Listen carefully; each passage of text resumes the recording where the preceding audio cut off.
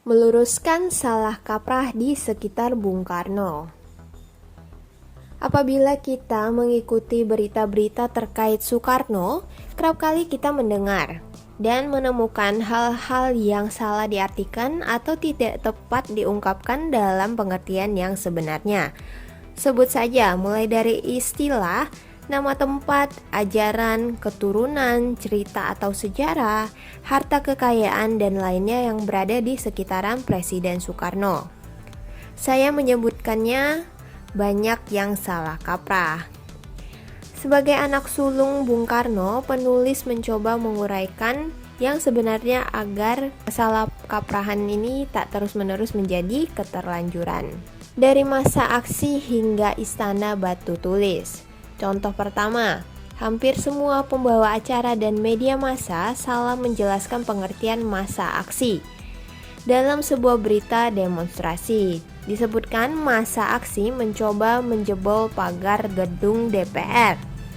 Penggunaan kata massa aksi dalam kasus ini dinilai tak tepat dan berbeda dengan istilah massa aksi yang digunakan Bung Karno dalam tulisan-tulisannya, termasuk dalam pleidoinya di Pengadilan Bandung, Indonesia Menggugat. Sejauh yang penulis amati, aksi demonstrasi di Indonesia selama ini bukanlah suatu massa aksi seperti dalam teori gerakan massa revolusionernya Bung Karno.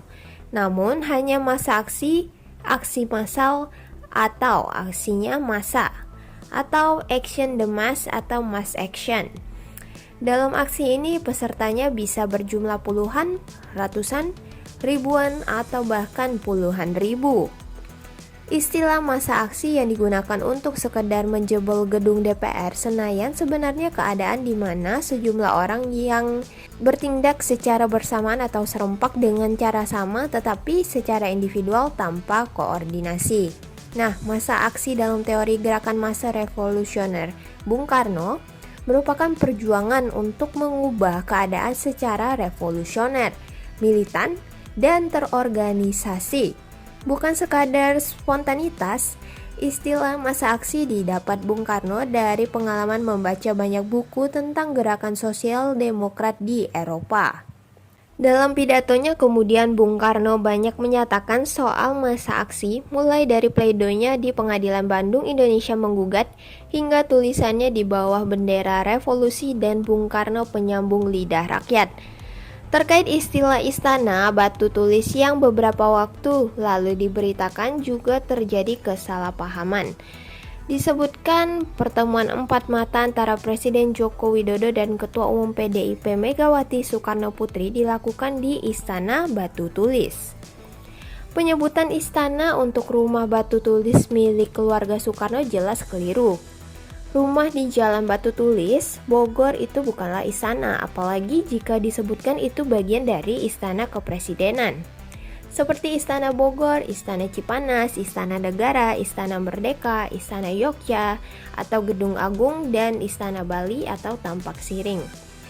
Rumah ini berdiri sendiri dan tidak di bawah pengelolaan Sekretariat Negara. Di era Presiden Abdurrahman Wahid, rumah ini diserahkan kembali ke ahli waris Bung Karno. Atas kesepakatan keluarga, rumah diserahkan pengelolaannya kepada Megawati. Jadi rumah ini milik pribadi Bung Karno. Rumah batu tulis dibangun berdasarkan inisiatif almarhum Sri Sultan Hamengkubuwono ke-9 yang waktu itu melihat Bung Karno sebagai presiden sama sekali tidak punya rumah pribadi. Sultan kemudian menggerakkan sejumlah pengusaha bergotong royong mendirikan rumah buat Bung Karno. Rumah dirancang dan dibangun oleh arsitek R.M. Sudarsono yang membangun Istana Bali, Tampak Siring. Biaya pembangunannya dipikul secara gotong royong oleh pengusaha-pengusaha di era itu. Mereka antara lain Dasaat, Hashim Ning, Markam, Karkam, dan Mas Agung, pemilik PT Gunung Agung. Bung Karno kemudian menamakan rumah ini Hingpuri Bima Sakti.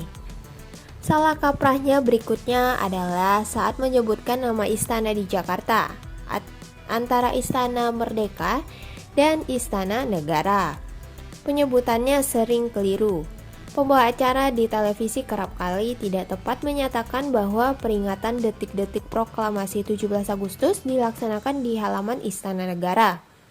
Padahal seharusnya di Istana Merdeka. Istana Merdeka dulu digunakan oleh Presiden Soekarno sebagai tempat tinggal keluarganya setelah kembali dari Yogyakarta pada tahun 1949. Waktu itu namanya masih Istana Gambir. Pasca diturunkannya bendera Belanda dan diganti dengan bendera merah putih, istana tersebut dikenal sebagai Istana Merdeka. Lokasi Istana Merdeka tepat di Jalan Merdeka Utara dan berhadapan dengan Monumen Nasional atau Monas. Adapun Istana Negara berlokasi di Jalan Segara atau yang sekarang Jalan Veteran menghadap Sungai Ciliwung. Juga penting untuk diluruskan adalah urusan trah atau keturunan Soekarno. Hiruk-pikuk jelang pemilu 2024 terkait bakal capres ataupun cawapres merembet masuk ke trah Soekarno. Banyak yang mengartikan semua keturunan Bung Karno sampai cucu dan cicit-cicitnya adalah trah Soekarno. Jika ditinjau dari akar budaya Jawa dan Bali, karena orang tua Bung Karno berasal dari Jawa dan Bali, maka trah Bung Karno ditentukan menurut garis bapak dan bukan garis ibu atau matrilineal. Dari sudut pandang itu, cucu dari keturunan Soekarno dan Fatmawati yang dapat dikatakan sebagai trah Soekarno hanyalah seorang, yaitu putri tunggal penulis Putih Guntur Soekarno. Yang lainnya tak bisa dikatakan trah atau membawa nama Soekarno karena keseluruhannya mengikuti garis ibu. Anak dari Soekarno Fatmawati, mulai dari penulis, berhak menggunakan nama Soekarno, yaitu Megawati Soekarno Putri, Rahmawati Soekarno Putri, Sukmawati Soekarno Putri, dan Guru Soekarno Putra. Soal lain yang kerap salah kaprah adalah tudingan untuk mendiskreditkan Bung Karno secara politik dalam penulisan naskah pidato, terutama saat peringatan HUT Proklamasi 17 Agustus. Pernah disebutkan seolah seluruh pidato Bung Karno, terutama pidato kenegaraan pada HUT Proklamasi, ditulis oleh Menteri Nyoto dari PKI sebagai konseptornya. Tudingan itu ditulis dalam buku Ganis Harsono, Cakrawala Politik Era Soekarno, yang menyebutkan nama Subandrio dan Molly Warner Bondan sebagai penulis naskah pidato. Demikian pula buku yang diterbitkan majalah Tempo, Joto, Peniup Saksofon di Tengah Prahara, juga menuliskan Nyoto bersama Karmel Brickman Budiarjo, selain juga Ruslan Abdul Ghani sebagai penulis pidato. Terus terang untuk hal-hal tersebut saya kurang yakin, tetapi mungkin saja sesekali mereka diminta membuatkan pidato berdasarkan pointers yang dibuat oleh Bung Karno. Waktu itu mungkin Bung Karno sedang sibuk setelah era demokrasi terpimpin. Sebagai putra Bung Karno, penulis melihat sendiri pengalaman Bung Karno menulis pidato. Penulis khawatir tudingan itu seolah ingin menunjukkan bahwa Bung Karno adalah simpatisan PKI dan berideologis komunis. Mungkin saja yang mengembus-ngembuskan itu tak lain tak bukan adalah kelompok anti Soekarno. Tegasnya mereka kelompok-kelompok yang dengan segala cara sampai sekarang terus melakukan desoekarnoisasi di segala bidang, mulai dari politik, ekonomi, sosial, dan budaya. Tujuannya yang menjatuhkan reputasi Bung Karno sebagai seorang nasionalis, patriot paripurna, dan Dwi Tunggal pahlawan proklamator Soekarno-Hatta. Sebagai pembantu Presiden Soekarno, Nyoto memang pernah diperintah oleh Bung Karno untuk menyusun konsep pidato presiden dalam rangka HUT ke-39 PKI. Namun, pidato yang disusunnya itu sebelumnya sudah dibuatkan terlebih dahulu pokok-pokok bahasannya atau pointersnya lah oleh Bung Karno. Untuk pidato-pidato lain hingga Bung Karno didongkel dari kekuasaannya, penulis yakin tidak pernah dibuatkan oleh pihak lain. Keseluruhan pidato merupakan tulisan tangan Bung Karno, kemudian diketik oleh tim pengetik cepat dari Sekretariat Negara dan dipimpin seorang anggota BRIMOB dari Detasemen Kawal Pribadi bernama Prihatin. Yang bersangkutan juga anggota protokol kepresidenan yang bertanggung jawab atas upacara pengibaran bendera pusaka pada HUT kemerdekaan RI di Istana Merdeka sampai masuknya Orde Baru. Pengalaman penulis pidato-pidato kenegaraan setiap tahun ditulis tangan oleh Bung Karno di ruang tengah atau aula Istana Merdeka jika presiden berada di Jakarta. Jika ada di Istana Bogor, pidatonya ditulis di Paviliun Banyurini yang kini menjadi wisma dan menjadi tempat tinggal dinas Presiden Jokowi. Saat Bung Karno ada di Istana Cipanas, Bung Karno menulis naskah pidato di Rumah Bentol yang dibangun Bung Karno di Istana Cipanas. Dalam buku Bung Karno, Bapakku, Kawanku, Guruku tahun 1977, penulis menceritakan bagaimana Bung Karno bolak-balik menyuruh penulis mengambilkan beberapa buku sebagai referensi saat menulis naskah pidato. Jadi sama sekali tak benar ya jika dikatakan semua pidato Bung Karno itu adalah hasil karya Nyoto atau lainnya. Yang juga tidak benar, Bung Karno selalu digembar-gemborkan media barat sebagai seorang presiden yang kaya raya, melebihi raja-raja, kaisar atau kepala negara di dunia. Saking kayanya Bung Karno pernah diberitakan memiliki kekayaan melebihi jutawan Yunani, Aristoteles Onassis di era tahun 1960-an. Angkanya sekitar 5,5 miliar dolar AS atau kurs sekarang tuh nilai 85 triliun rupiah. Bung Karno dituduh memiliki setidaknya 3 pesawat terbang pribadi yang digunakan untuk melalang buana di dalam dan di luar negeri.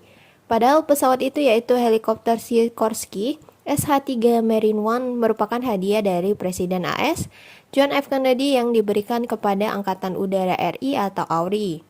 Juga pesawat Ilyushin 28 hadiah dari Perdana Menteri Uni Soviet yaitu Nikita Khrushchev yang lalu digunakan untuk AURI. Dalam perkembangannya pesawat itu oleh Bung Karno diberi nama Dolok Martimbang. Pesawat ketiga Lockheed Jetstar C-140 hadiah dari pabriknya saat berkunjung ke AS. Semua pesawat itu masuk dalam jajaran armada udara AURI dan tak pernah menjadi milik pribadi Bung Karno. Demikian pula beberapa mobil mewah yang kemudian digunakan sebagai kendaraan dinas kepresidenan RI seperti ZIM dari Uni Soviet, beberapa sedan Cadillac dari AS, dan Mercedes-Benz 600. Mobil-mobil mewah saat itu tidak ada yang dibeli, tetapi hadiah gratis dari luar negeri. Sebagian mungkin masih disimpan pihak istana sebagai memorabilia.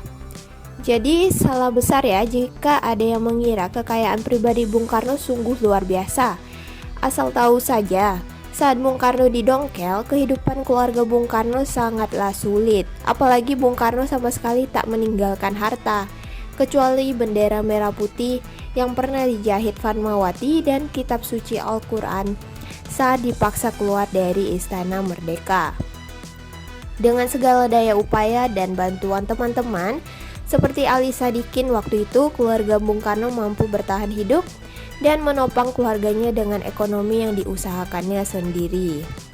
Ditulis oleh Guntur Soekarno Putra, putra Presiden ke-1 RI Soekarno, Ketua Dewan Ideologi DPP Persatuan Alumni GMNI, dan pemerhati sosial. Baik, itu tadi berita dari Masisi. Jangan lupa like dan subscribe agar kalian tak ketinggalan berita terbaru lainnya dari Masisi News Channel. Terima kasih.